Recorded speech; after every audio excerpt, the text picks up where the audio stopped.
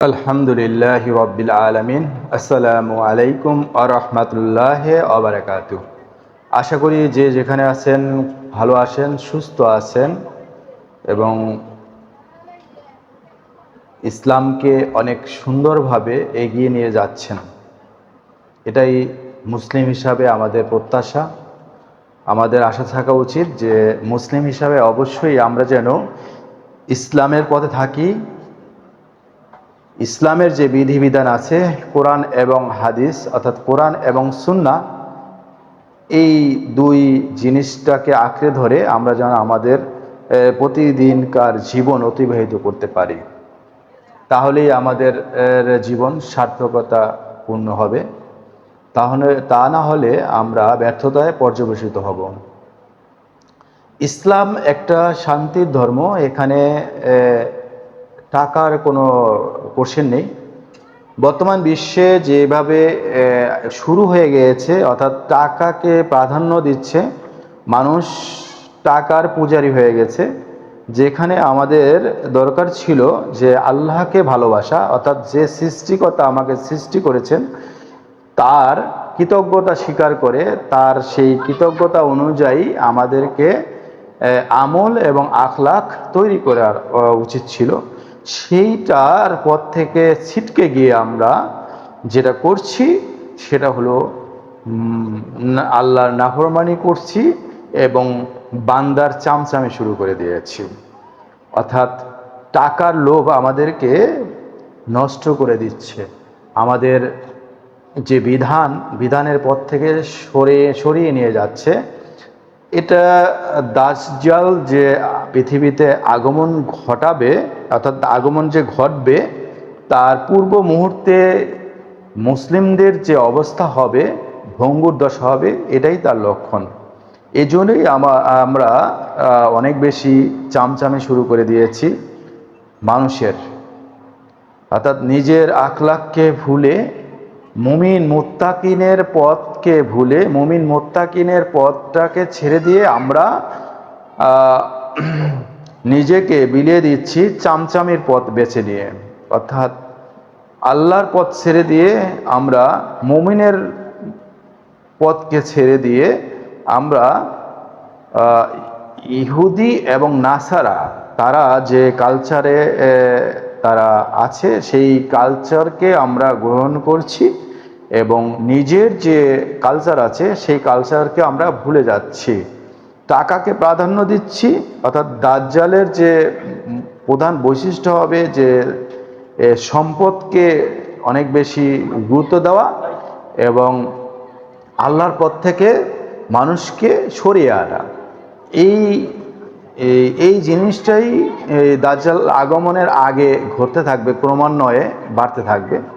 সেটাই কিন্তু এখন শুরু হয়ে গিয়েছে। চলুন কথা না বাড়িয়ে আজকের তর্জমায় চলে যাই। এক নজরে কোরআন যে বইটা আমি তর্জমা শুরু করেছি, ইনশাআল্লাহ এটা আপনাদের দোয়ায় বরকতে চলমান থাকবে। যতদিন আমি এটা শেষ না করছি ততদিন চলমান থাকবে। চলুন আজকে সূরা ফালাক, কালকে আমি সূরা নাস নিয়ে বলছিলাম যে আমরা ছোট সূরাগুলো নিয়ে কথা বলবো, শুরু থেকে কথা না বলে পিছন থেকে শুরু করব। এই কারণে যে যেই সূরাগুলো আমরা বেশি পড়ি, আমরা বেশি জানি, সেই সূরা সম্পর্কে যদি বিস্তারিত জেনে আমরা যদি আমল করতে পারি তাহলে আমাদের আমলটা আরও বেশি মজবুত হবে, আরও বেশি দৃঢ় হবে। সেই প্রত্যাশাতে নিয়েই আমি শুরু করছি সূরা ফালাক। তারবিন বিন নজুল, নাজিলের ধারাবাহিকতা তথা কোন সূরার পর নাজিল হয়েছে তা বিবেচনায় এটি 20তম সূরা। এর আগে সূরা ফিল ও পরে সূরা নাস নাজিল হয়েছে। এই সূরাটা মাদানী সূরা, কোরআন শরীফের 113 নম্বর সূরা। যেটা আজকে আমি আলোচনা করতেছি সেটা কোরআন শরীফের 113 নম্বর সূরা নিয়ে আজকে আলোচনা করতেছি। নামের রহস্য। ফালাক মানে হলো ভোর বা ভোরের আলো। ফালাক শব্দের অর্থ হলো ভোর বা ভোরের আলো। সূরাটির প্রথম আয়াতেই শব্দটি এসেছে, সেখান থেকেই সূরার নাম হয়েছে ফালাক। সূরা ফালাক ও সূরা নাস এই দুটোকে একসঙ্গে মুআওয়াযাতান বলা হয়, মানে আল্লাহর কাছে ঠাঁই ও নিরাপত্তা পাওয়ার দুটো সূরা।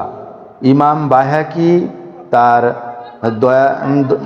দয়ালিলুন নবুয়াত বইতে লিখেছেন যে ফালাক ও নাস এই সূরা দুটো নাজিল হয়েছে এক বসায় একসঙ্গে, তাই আলেমগণ এই দুটোকে জোড়া সূরা হিসাবে পরিচিত করেছেন।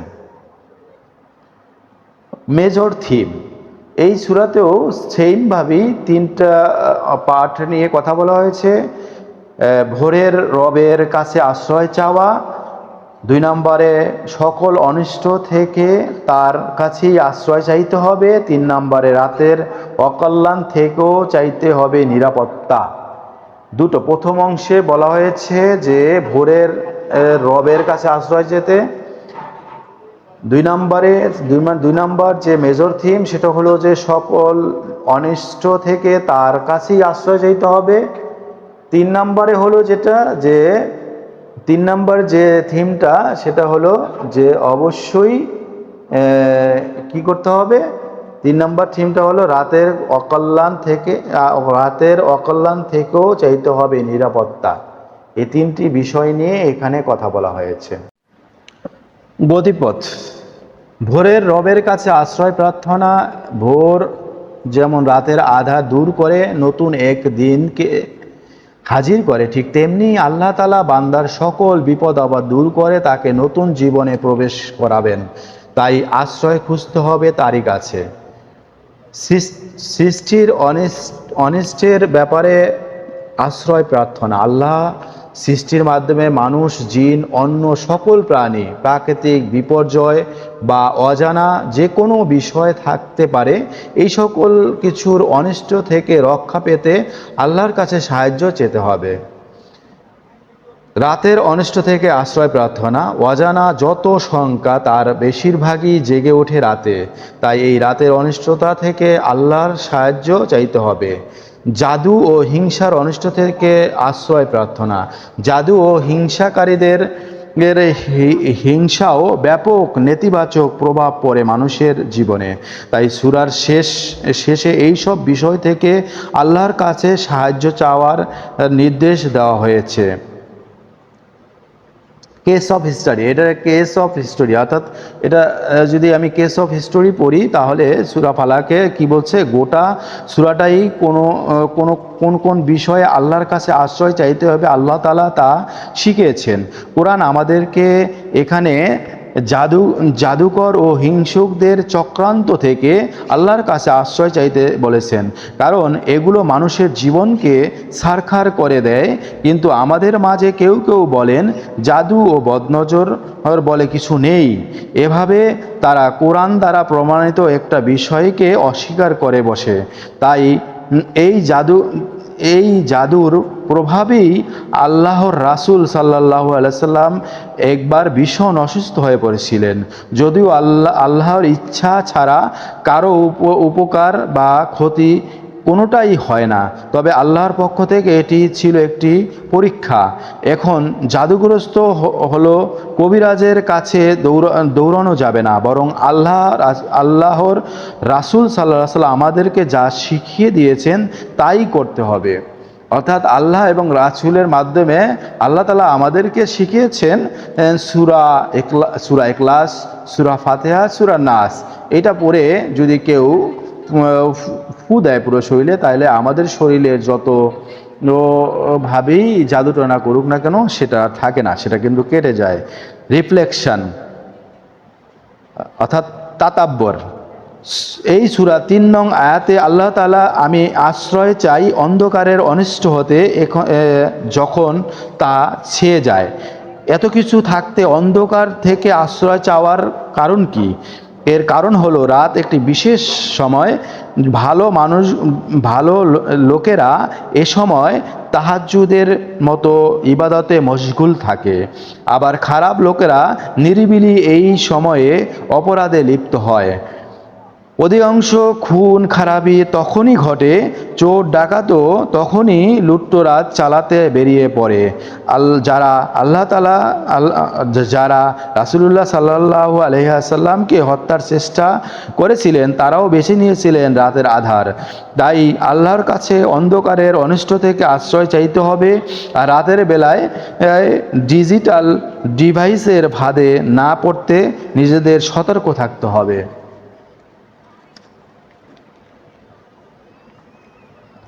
তো এই হলো সূরা ফালাকের সম্পূর্ণ তরজমা এবং তাফসির।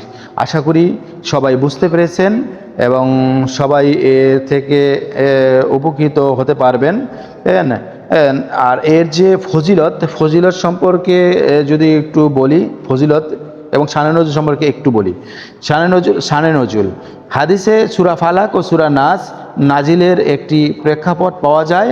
সাইয়েদ ইবনুল আরকান থেকে বর্ণিত, নবী করিম সাল্লাল্লাহু আলাইহি সাল্লামকে ইহুদি লাবিদ ইবনুল আসাম জাদু করেছিলেন। এতে নবীজি অসুস্থ হয়ে পড়েছিলেন। এর প্রেক্ষিতে ওহী নিয়ে আসেন জিব্রাইল। তখন নবীজির উপর সূরা ফালাক ও সূরা নাস নাজিল হয়। জিব্রাইল আলাইহিস সালাম বলেন, ইহুদিদের একজন আপনাকে জাদু করেছে, জাদুর জিনিসপত্র ও অমুক কূপে রাখা আছে। এরপর নবীজি আলী রাদিয়াল্লাহু আনহুকে সেখানে পাঠালে তিনি সেগুলো নিয়ে আসেন। ওগুলোতে 11টি গিট ছিল। নবীজি এই সূরা দুটির একটি করে আয়াত পাঠ করা শুরু করলেন, আর একটি করে গিট খুলে যেতে লাগলো। সবগুলো গিট খুলে গেল। নবী করিম সাল্লাল্লাহু আলাইহি সাল্লাম উঠে দাঁড়ান, যেন কোনো রশি দিয়ে বাঁধা অবস্থা থেকে তিনি মুক্ত হলেন। এর পরপরই নবীজির সকল অসুস্থতা কেটে গেল। এত কিছুর পরও নবীজি সেই ইহুদিকে এই জঘন্য কাজের ব্যাপারে কিছুই বলেননি। তার চেহারায় রাগের কোনো চিহ্ন পাওয়া যায়নি। এটি আর দেখুন, এটি আসছে কোথায়? এটি আসছে শাররু মুশকিলিল আসার 5935, শাওকানি ফাতহুল কাদির 5/538 নাম্বার থেকে এই জিনিসটা নেওয়া হয়েছে। ফজিলত, এই সূরার যদি ফজিলত বলি, তো উকবা ইবনে আমির রাদিয়াল্লাহু আনহু বলেন, সূরা ইখলাস, ফালাক, নাস সম্পর্কে নবী করিম সাল্লাল্লাহু আলাইহি সাল্লাম বলেছেন, এগুলো ভুলে যেও না, এগুলো না পড়ে একটি রাতও কাটিও না। আয়েশা রাদিয়াল্লাহু আনহা বলেছেন, নবীজি যে বাড়ি অসুস্থ হতেন তিনি মুআউইয়াজ সূরা দুটো পড়ে নিজ শরীরে ফু দিতেন। অর্থাৎ সূরা ফালাক এবং সূরা নাস এই দুটো সূরাকে বলে মুআউইয়াজ সূরা। এই সূরা দুটা পড়ে ফু দিতেন। যখন তার রোগ কঠিন হয়ে গেল, তখন বারাকাত অর্জনের জন্য আমি এই সূরা পাঠ করে তার হাত দিয়ে শরীর ম্যাসেজ করে দিতাম। সূরা এটা আসছে বুখারী 5016 নাম্বার, আয়াত নাম্বার হলো 5016। তো এখানে দেখেন ফজিলতটা কি কারণে সূরা ফাতিহা এবং সূরা ফালাক রাতে এবং সকালে পড়তে হয়। অর্থাৎ আমরা রাতে এবং সকালে সূরা ফালাক, সূরা নাস অবশ্যই পড়ার চেষ্টা করব। সবাই ভালো থাকবেন, সুস্থ থাকবেন। আজকের মতো এখানে বিদায়। আসসালামু আলাইকুম ওয়া রাহমাতুল্লাহি ওয়া বারাকাতুহু। দেখা হবে সূরা ইখলাস সামনে নিয়ে, এবং সেই পর্যন্ত সবাই ভালো থাকবেন, আমার জন্য দোয়া করবেন। আসসালামু আলাইকুম ওয়া রাহমাতুল্লাহি ওয়া বারাকাতুহু।